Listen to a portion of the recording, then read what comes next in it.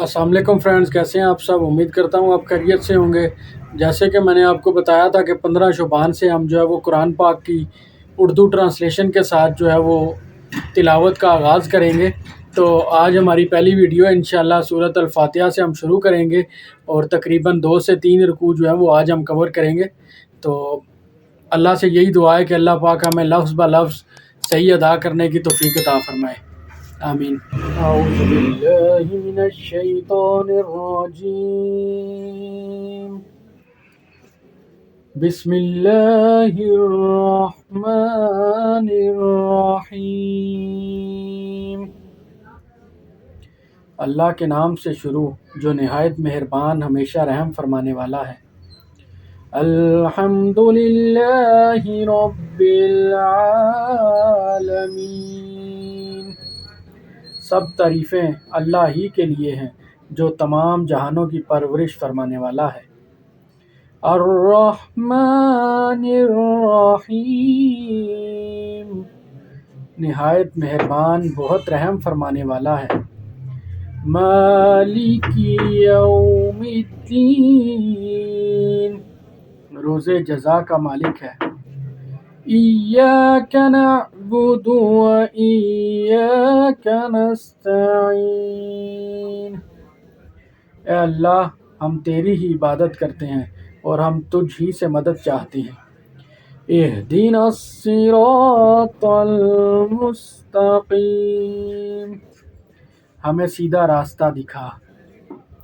صراط الذین انعمت علیہم، ان لوگوں کا راستہ جن پر تو نے انعام فرمایا۔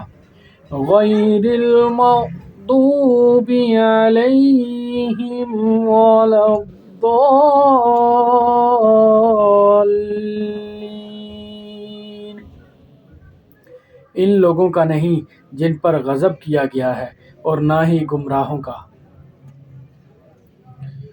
بسم اللہ الرحمن الرحیم، اللہ کے نام سے شروع جو نہایت مہربان ہمیشہ رحم فرمانے والا ہے۔ الف لام میم، الف لام میم، حقیقی معنی اللہ اور رسول صلی اللہ علیہ وسلم ہی بہتر جانتے ہیں۔ ذالک الکتاب لا ریب فیہ ھدی للمتقین، یہ وہ عظیم کتاب ہے جس میں کسی شک کی گنجائش نہیں، یہ پرہیزگاروں کے لیے ہدایت ہے۔ الذین یؤمنون بالغیب ویقیمون الصلاة ومما رزقناہم ينفقون، جو غیب پر ایمان لاتے اور نماز کو تمام حقوق کے ساتھ قائم کرتے ہیں اور جو کچھ ہم نے انہیں عطا کیا ہے اس میں سے ہماری راہ میں خرچ کرتے ہیں۔ والذین یؤمنون بما انزل الیک وما انزل من قبلک وبالآخرۃ هم یوقنون، اور وہ لوگ جو آپ کی طرف نازل کیا گیا اور جو آپ سے پہلے نازل کیا گیا سب پر ایمان لاتے ہیں اور وہ آخرت پر بھی کامل یقین رکھتے ہیں۔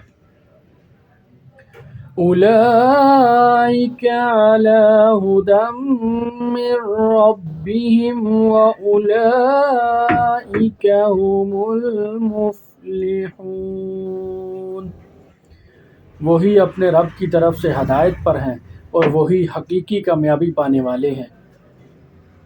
ان الذین کفروا سواء علیہم اانذرتہم ام لم تنذرہم لا یؤمنون، بے شک جنہوں نے کفر اپنا لیا ہے ان کے لیے برابر ہے خواہ آپ انہیں ڈرائیں یا نہ ڈرائیں، وہ ایمان نہیں لائیں گے۔ ختم اللہ علی قلوبہم وعلی سمعہم وعلی ابصارہم غشاوۃ ولہم عذاب عظیم۔